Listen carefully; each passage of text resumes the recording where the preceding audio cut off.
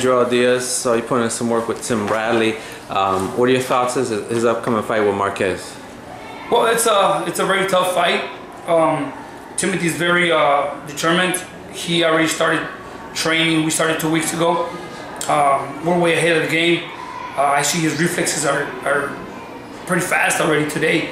He showed how determined he is, and the work in the gym today was really, really good. We haven't started sparring yet.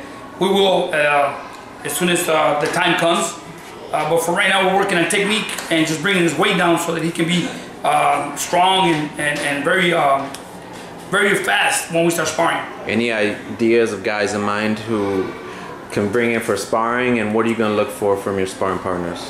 Well, I expect sparring partners to be counter punchers, and I expect for them to be smart and have skill. You know, that they've been in the game for a while, and I know Julio, my brother Julio, is going to be one of them, because Julio, you know, he's strong and he's a solid welterweight, and he has similarities like Marquez. He's very technical. He can catch you on mistakes, and he makes you think. So I think Julio's one of them. And then I'm looking for some other a couple more. So I'm gonna have the appropriate sparring for this fight. Okay, now there was definitely a big hoopla over the drug testing issue. Tim Bradley wanted VADA, USADA in his contract. Bob Arum is working with the VADA commission. Tim, he still seems a little kind of upset how everything played out. What are your thoughts just on the whole issue? You know what? I really don't think about much of the situation. You know, Tim Bradley has always worked his way up the hard way. Nobody's ever given him love in the business of boxing. Every single one of his fights, they want to get him out.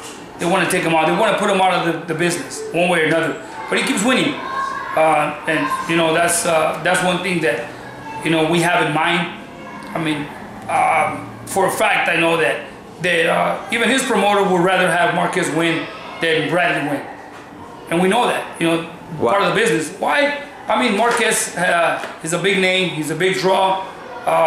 Bradley, as you can see, he doesn't have he doesn't draw much. He doesn't have a big draw in boxing, but he keeps winning. He keeps winning. He keeps fighting. He's a 4-time world champion. And as a business person, I'm pretty sure Bob Arum would rather have Marquez win than Bradley win, because there's bigger fights out there, bigger draws, and other opponents. And we have that in mind, and we work against all those adversities. Okay.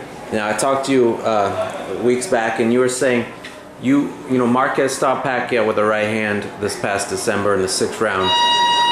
Great knockout, but you weren't too impressed with his performance, and you even said you felt he was on his way to being knocked out before that punch, if I recall correctly. Can you kind of elaborate on that fight? Before that punch came, and I know it was a punch that they practice on.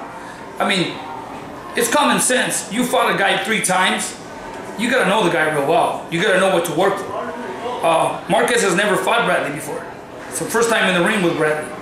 After he fought Pacquiao 3 times, of course, he's got to have some sort of strategy, and he practiced that punch.